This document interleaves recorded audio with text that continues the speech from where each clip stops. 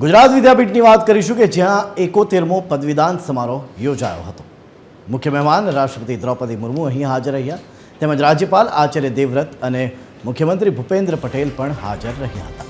વિદ્યાપીઠના ઇતિહાસમાં પ્રથમ વખત મુખ્યમંત્રી હાજર રહ્યા હતા, ત્યારે ગાંધીયન ફિલોસોફી વિદ્યાર્થીઓને ફિલોસોફીના આધારે મેડલ એનાયત કરાયા હતા, તેમજ 719 વિદ્યાર્થીઓને પદવી તો 9 વિદ્યાર્થીઓને ચંદ્રક અને 60 PhD ધારકોને પણ પદવી એનાયત કરાઈ હતી।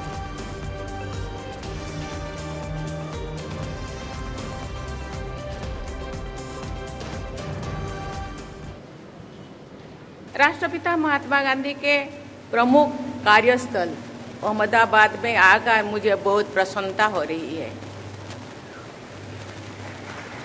अहमदाबाद में स्थित इस विद्यापीठ का परिसर हमारे स्वाधीनता संग्राम के आदर्शों की पूर्ण स्थली थी। इस ऐतिहासिक परिसर से मैं बापू की पावन स्मृति को सादर नमन करती हूँ। ब्रिटिश सरकार के विरुद्ध असहयोग आंदोलन के दौरान वर्ष 1920 में गुजरात विद्यापीठ की स्थापना की गई। असहयोग आंदोलन के प्रस्ताव में देशवासियों से ये आग्रह भी किया गया था कि लोग ब्रिटिश सरकार के अधीन चल रहे स्कूलों और कॉलेजों से धीरे धीरे अपने बच्चों को हटा लें और राष्ट्रीय स्कूलों और कॉलेजों की स्थापना करें। क्योंकि गुजरात विद्यापीठ पूज्य बापू ने जिस समय स्थापित की थी, उसके पीछे उनका मात्र उद्देश्य अक्षर ज्ञान प्राप्त कराना नहीं था, अपितु उन दिनों भारत विदेशियों की दास्ता की जंजीरों के अंदर जकड़ा हुआ था, उनसे देश को मुक्त कराना था।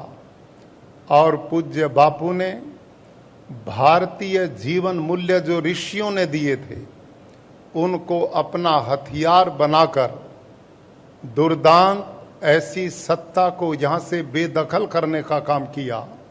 और उनका रास्ता उन्होंने अहिंसा, सत्य, जो उनके जीवन का मिशन था। આપણને આઝાદી અપાવવામાં મહામૂલું યોગદાન આપનાર રાષ્ટ્રપિતા પૂજ્ય મહાત્મા ગાંધીજીએ જેની સ્થાપના કરેલી છે તે ગુજરાત વિદ્યાપીઠના 71મા પદવીદાન સમારંભનો ગૌરવમય અવસર છે।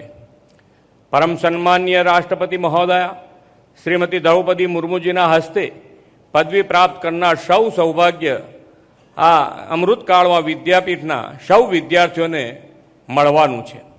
મહાત્મા ગાંધીજીએ યુવા શક્તિને સત્ય, અહિંસા અને આત્મનિર્ભર ભારતના વિચારો શાશ્વત રાખીને રાષ્ટ્ર નિર્માણમાં પ્રેરિત કરવા 1920માં આ વિદ્યાપીઠની સ્થાપના કરી હતી।